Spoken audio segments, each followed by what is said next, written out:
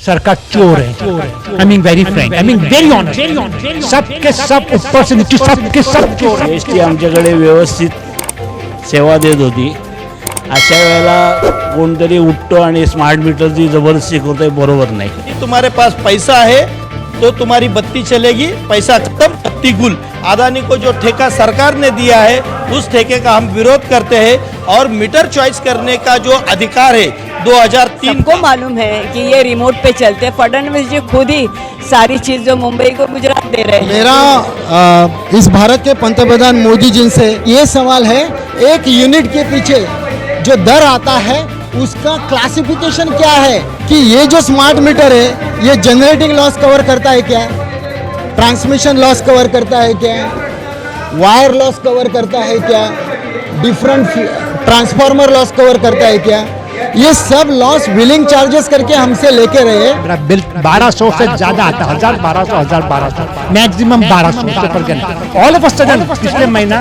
3000 bill आया, देख के मेरा दिमाग आउट हो गया। I mean I don't understand how 3000 bill, मेरा मिनिमम 1200 मिनिमम, इससे ऊपर कभी गया नहीं। मैं हूं आफाक अहमद और आप देख रहे हैं न्यूज़ NSO इंडिया।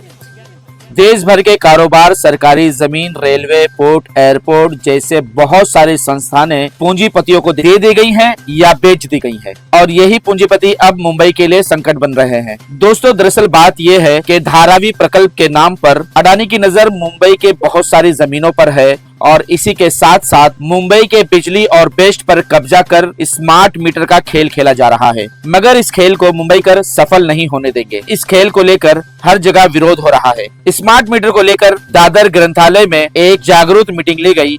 सरकारी जो RDSS स्कीम है वो रद्द होनी चाहिए और इसके लिए जन जागरण सभा हम लोग कर रहे हैं। लोगों के मन में जो शंकाएं हैं उनको डायरेक्टली हम लोग पैनलिस्ट जो है, जो तज्ञ लोग हैं, उनके साथ ये करके उनकी जो शंका है वो दूर करने का आज का एक प्रयास था।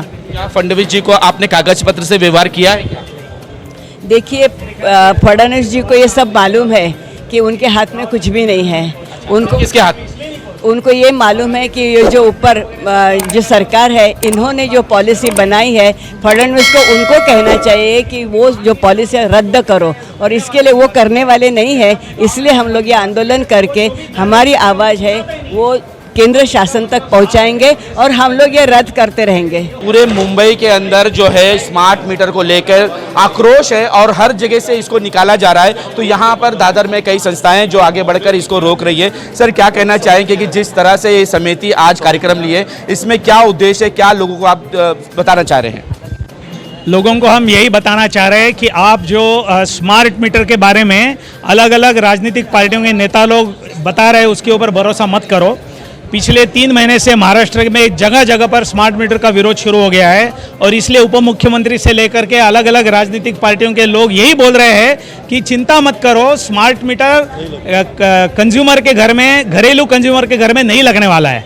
मगर लगने वाला है, उनका कहना है जो झूठ है कि केवल वो बड़े बड़े बिजनेस में लगने वाला है। उन सबसे आम जनता ने यह सवाल पूछना चाहिए कि अगर ये ऐसा है तो इतने करोड़ों मीटर लगाने का महाराष्ट्र के अंदर में वर्क ऑर्डर महाराष्ट्र शासन ने क्यों रिलीज किया है? अगर ये सच्चाई है कि आम घरों में नहीं लगाना है तो वर्क ऑर्डर क्यों इश्यू किया है? तो ये लोगों ने वर्क ऑर्डर को एक तो कैंसिल करना चाहिए। अच्छा, वर्क ऑर्डर कैंसिल करने के भरोसे भी हम नहीं बैठ सकते, क्योंकि अभी तो वर्क ऑर्डर कैंसिल करेंगे, फिर राज पे आने के बाद में फिर से नया वर्क ऑर्डर इशू करेंगे। इसलिए हमारा आम लोगों से यही कहना है कि ये राजनीतिक पार्टियों के भरोसे में मत फंसे रहो। उन्होंने हमेशा 1947 से लेकर आज तक केवल धोखा और दगाई किया है। जरूरी है कि हम आम लोगों के बीच में जाए और आम लोगों के बीच में पुरजोर 2 चीज़ों के ऊपर मुख्य बात करें। नंबर 1, रोटी, कपड़ा, पानी, शिक्षण और आरोग्य, इतना ही। यातायात और बिजली, ये बुनियादी ज़रूरतें हैं और इन बुनियादी ज़रूरतों की आपूर्ति हर नागरिक का हक है। जो भी इस देश में जन्म लेता है उस नागरिक का हक है और उसकी आपूर्ति पुसाने वाले दर में हर नागरिक को करना, यह सरकार की प्राथमिक जिम्मेदारी है।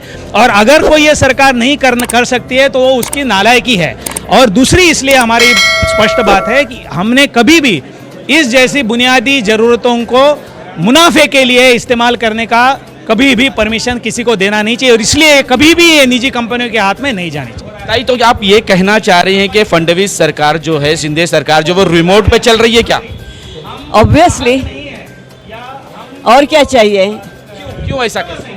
डेफिनेटली सबको मालूम है कि ये रिमोट पे चलते हैं। फडणवीस जी खुद ही सारी चीज़ जो मुंबई को गुजरात दे रहे हैं, सब लोग वो अडानी अंबानी उद्योग खत्म सब खत्म कर रहे हैं। वो जो है यहाँ पे फडणवीस जो है वो हमेशा मोदी शाह का सुनने के लिए राज कर रहे हैं और ये लोगों को मंजूर नहीं है। ये लोकतंत्र में नहीं होता है। लोगों का राज है, लोकतंत्र है, लोगों को तय करने दो। सबसे पहले एनोसो इंडिया का मैं धन्यवाद देता हूं कि आज दादर के जो ग्रंथालय है वहां पर आप रिपोर्टिंग करने के लिए आए हैं।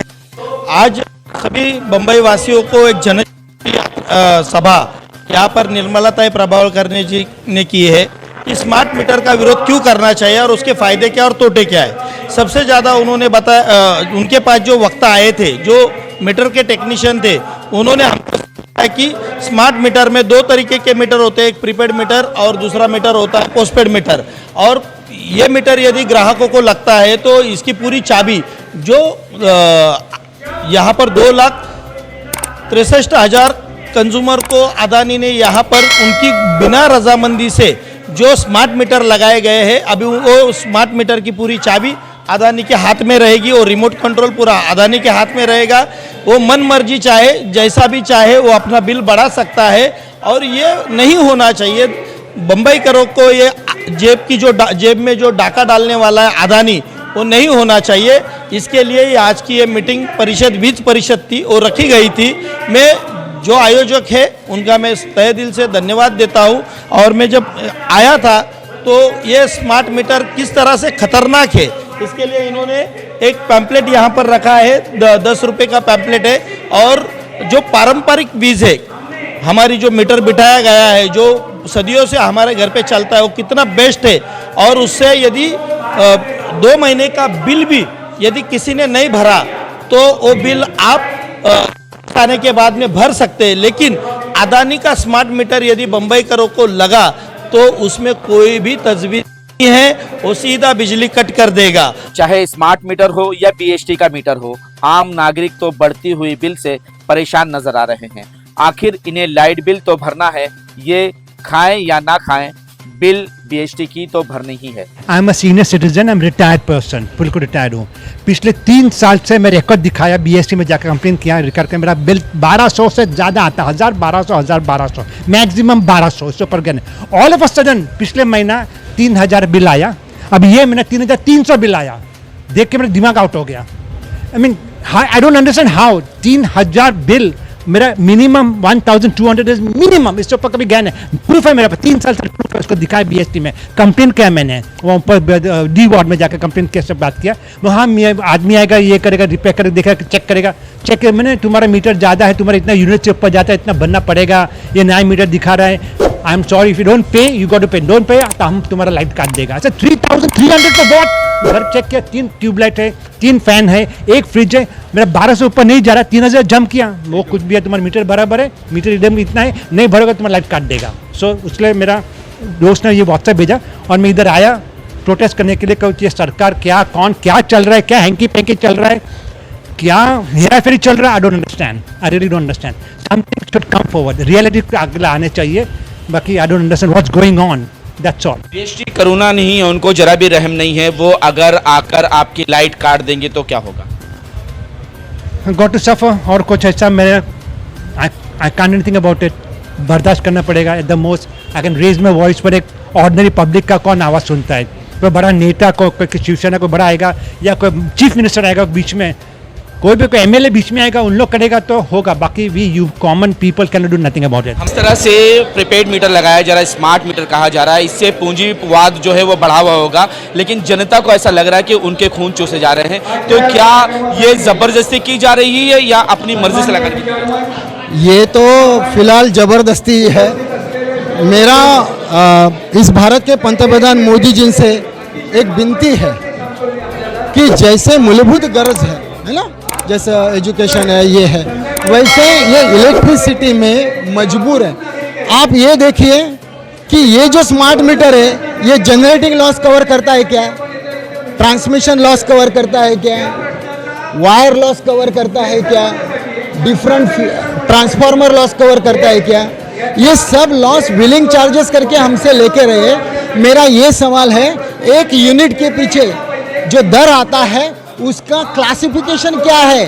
क्या अदानी जो अभी चला रहे हैं सांताक्रूज के इधर, क्या बीएसटी का खुद का जनरेटिंग पावर स्टेशन है? नहीं, वो एमएससीबी से ले रहे हैं, तो उसका मार्जिन कितना है?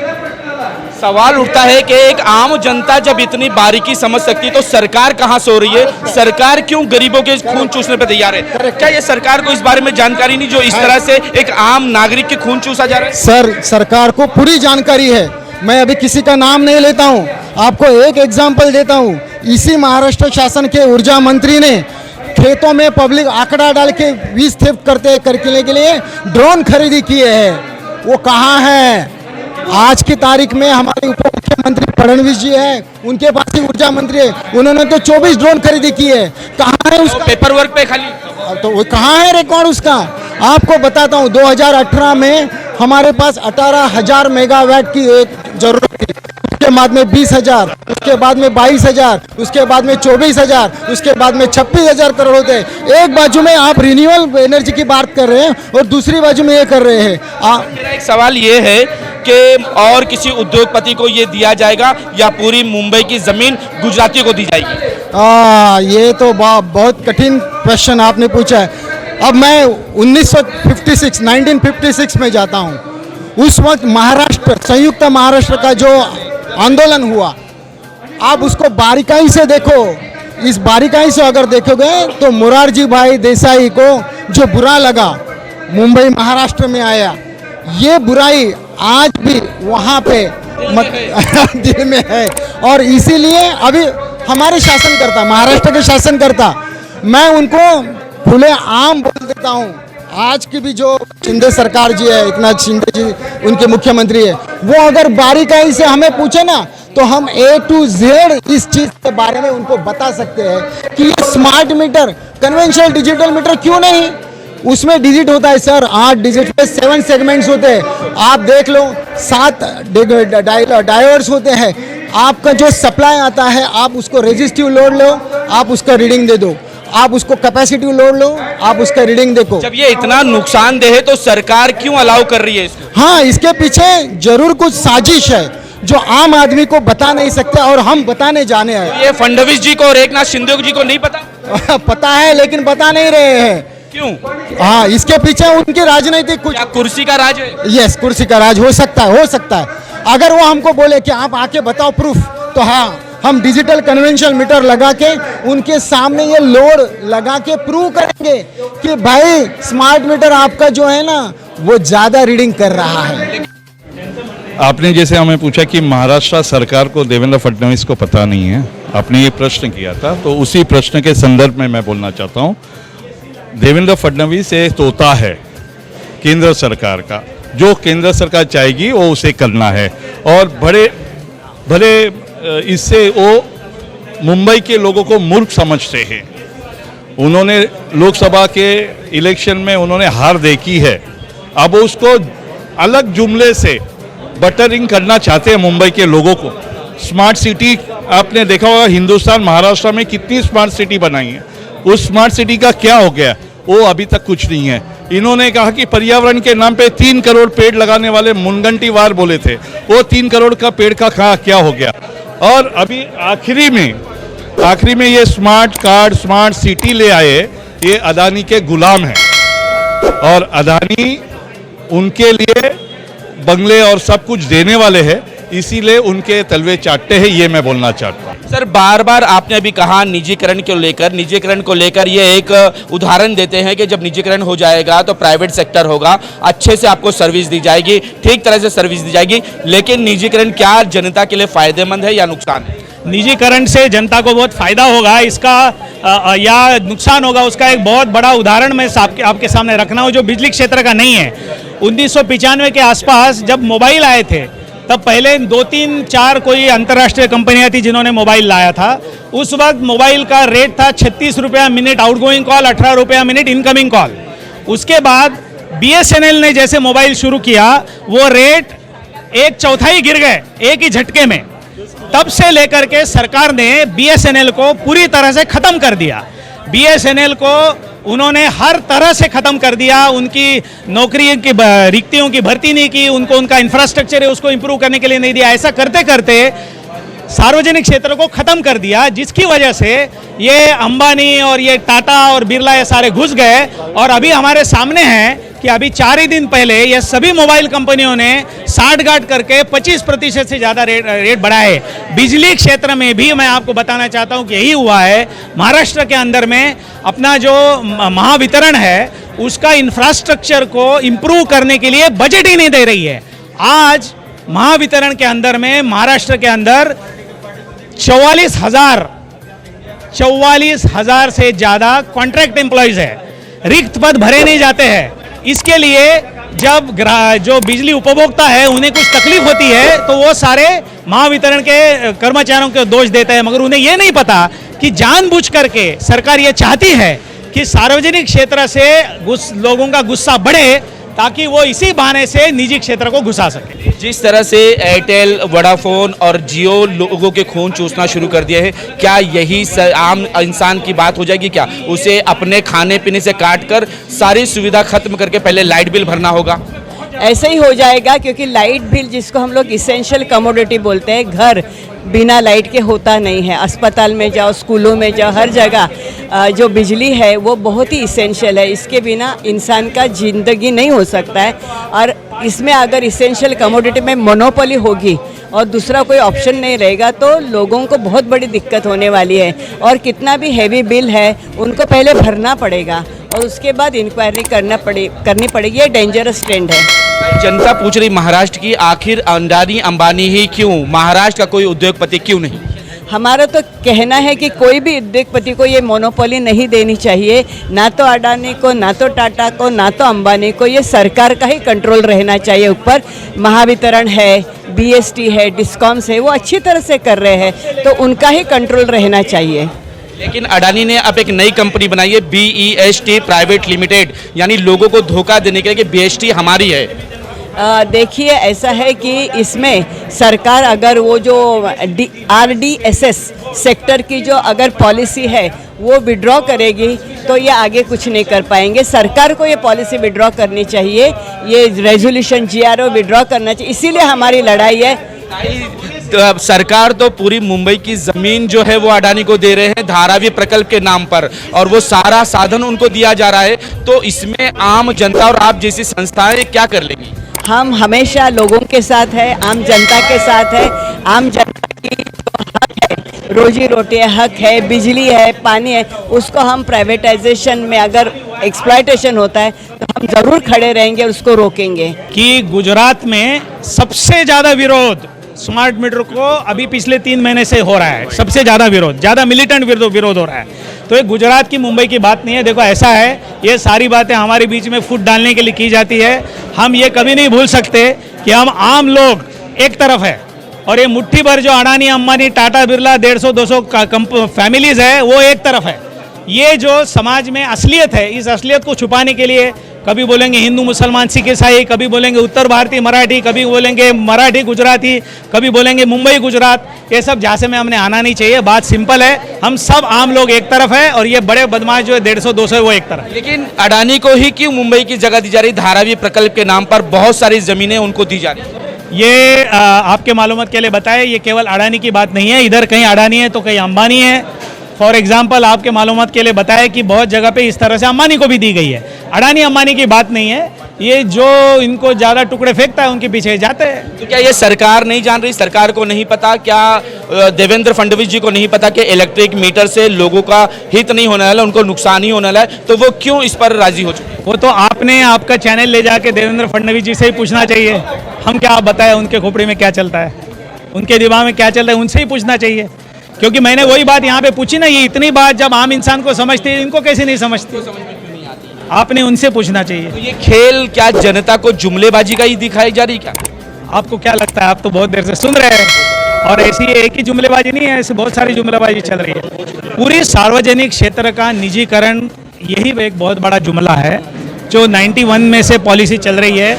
आप पूरे देश में, केंद्र में देखें, राज्य में देखें, कोई भी पार्टी की सरकार है या गठबंधन सरकार है, सभी ने वही कार्यक्रम को लगातार जारी रखा है, पुरजोर जारी रखा है। आज इसी वक्त अपने हिंदुस्तान के अंदर कांग्रेस की जहां पे हिमाचल प्रदेश में सरकार है, वहां पर वहां के इलेक्ट्रिसिटी एम्प्लॉयज ने कल ही घोषित किया है कि हमको स्मार्ट मीटर नहीं चाहिए।